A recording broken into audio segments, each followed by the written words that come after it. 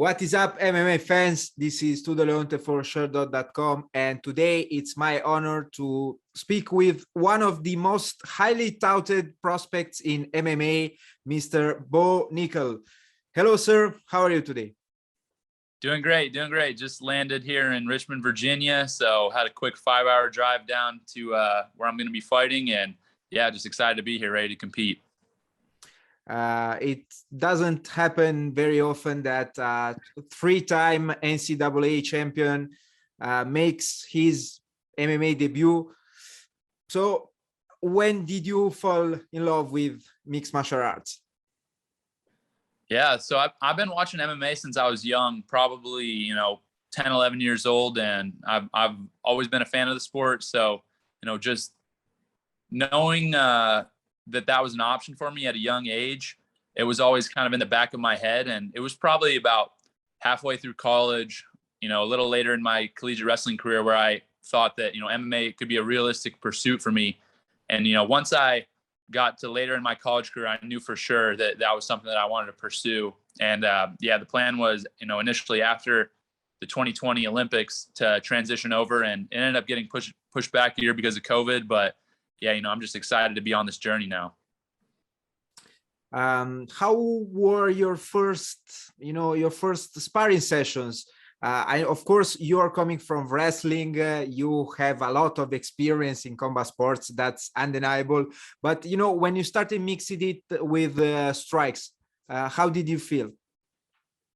It was pretty fun. I think when I knew I wanted to start, when I knew I wanted to transition over, I started to kind of like seek stuff out here and there. And luckily at Penn State, we have a pretty good boxing team, a pretty good group of guys that box a lot and stuff. And so I just remember some of my buddies, knowing them from the team, being like, "Hey man, can you like hold pads for me, or like we could spar some?" And they're like, "Yeah, sure, let's do it." And so I just going in there sparring with them and boxing, it was like everything comes at you so fast. Like it's just boom, boom, boom. You have no idea. Like, in wrestling, it's just, I see these things coming. Like if somebody's going to try to take me down or whatever it is, I see it coming. But when I first started sparring, it was just like, I had no idea like how to react and how quick the punches came. And then when I started doing MMA, it was like learning that all over again with kicks and then, takedowns mixed in. And so I think now, after having trained about close to a year, so about 10 months, it's like things start to slow down a little bit, and I'm getting more used to the pace, getting more used to, being able to predict what my opponent's throwing at me and stuff like that. But yeah, there was definitely a learning curve as far as being able to anticipate what people were doing, but it was all good fun. And your first experience with getting punched, especially, in the ground and pound situations on the mat, since wrestling generally doesn't involve, punches in the face on the mat.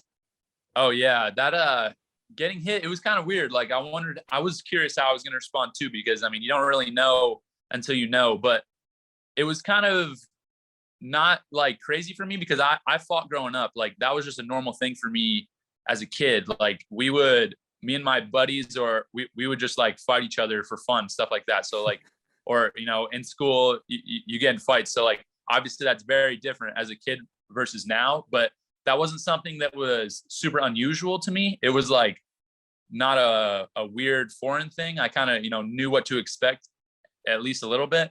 And then when, as a grown man actually getting hit and, getting hit by other strong guys, it didn't really like,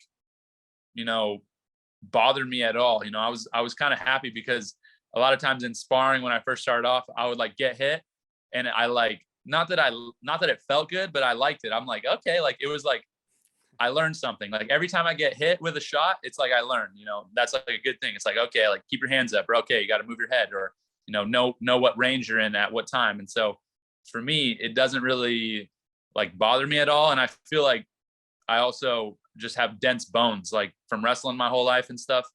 A lot of times like getting hit to the body or getting hit to the head, like it doesn't really like feel like, it hurt. It doesn't hurt the same, as what I would expect had like before I ever got hit. Like it's not like that bad, I guess. Well, MMA features a lot of shots, and that's going to be part of your life for a while right now. We saw plenty of wrestlers, of successful wrestlers who transitioned over to MMA. Daniel Cormier, for example, Ben Askren. Is there anyone in particular whom you are looking to, or is there in general an MMA fighter who you respect and like in general? Oh, there are tons of fighters that I respect. Anybody with a strong wrestling background, I definitely look up to, just because of the similarities between myself and them. I want all the wrestlers to win and do well. So anybody that comes from a wrestling background, I feel like that's a guy that I'm going to root for, and who I obviously with that tie want to see them do well. I watch, as far as film goes, I watch a lot of Henry Cejudo. I watch a lot of George St. Pierre, who, wasn't a wrestler before getting into MMA, but I think, he's obviously somebody that was a wrestling heavy style and who really honed in on that, especially later in his career. And then, another guy I watch John Jones a lot. I think he obviously had a wrestling base, but was really dynamic with his strikes and stuff like that. And so that's somebody that, I see his style, and I can see myself fighting in a similar style where, he's dangerous from everywhere and has a lot of different attacks, and obviously really great wrestling, really great control too. But, any wrestler that was solid, tough, successful, I've watched a ton of film on them. So, anybody that kind of came from that background, I'm looking to those guys to learn. Right now, you're scheduled to face John Noland at Ikon FC 3. Where did you do your training camp? I did my training camp in State College, PA. So luckily for me, we were able to build an American Top Team gym up near Penn State. This past August is when it's finished building. So I've been training there full time since this past August. And I did my full camp here with a couple of my coaches and training partners. So we have a small team right now, but it's, exciting times for us. But have you had the chance to fly over to Miami, Florida, to the Coconut Creek to train at the ATT base in general? Oh yeah, I'm there all the time. So, I've probably been there like 5, 6, 7 times in the past year. So I would say I'm there probably once every month and a half. I was there recently in February for about a month with George Masvidal, helping him get ready for his last fight. And, also at that time, I thought I was going to have a fight sooner. So, I was training and sparring with a lot of guys down there and getting good work in. So, yeah, I'm down there all the time. And I definitely plan on being down there again after this fight's over. So, yeah, that's a great resource for me. And I love being there. Who is going to be in your corner for this fight? Yeah, so right now, in my corner, we have Marcel Ferreira. He's my the head coach at ATT Happy Valley, where I train, and he's helps me a lot with my grappling and jiu-jitsu. And then 2 of my friends, Moose Al-Suleimani, he's a fighter also, 1-0 amateur. And then my other teammate and my best friend, Anthony Cassar. He was a heavyweight national champ for Penn State, and he'll be making his pro debut in MMA later this year. So those guys are going to be the 3 guys in my corner, and I love all of them. They're family. So I'm just excited to have them here with me. Like I said before, it doesn't happen very often, to see such a wrestler making his MMA debut.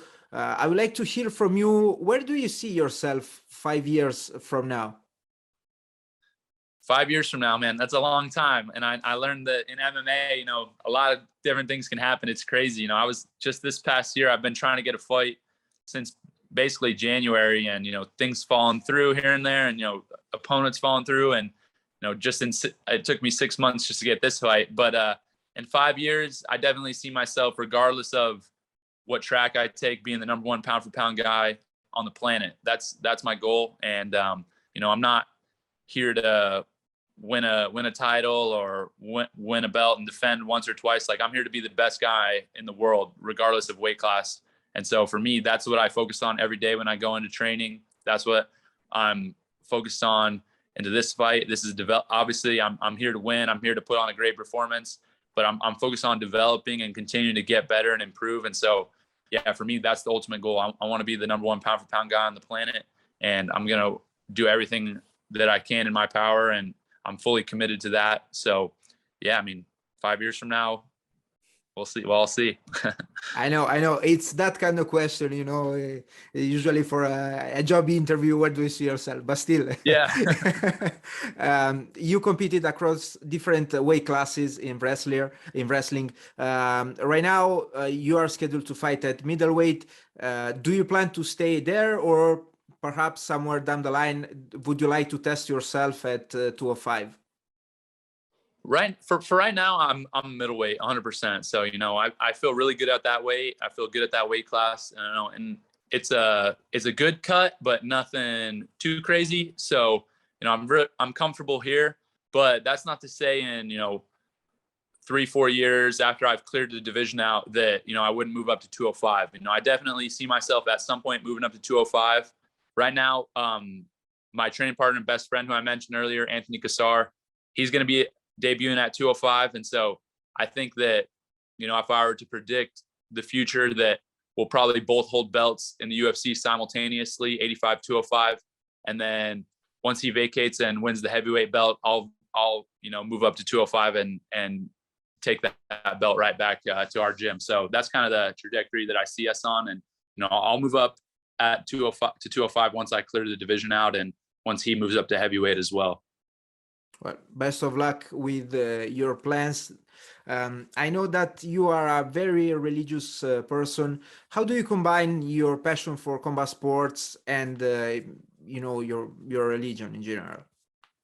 Yeah, wow, that's a great question. I haven't ever been asked that in an interview before, but that's cool that you brought it up. So, for me, it's really all combined together as one thing. I don't like to compartmentalize my life and live separate lives and be one person in the gym and a different person in church and then a different person with my family.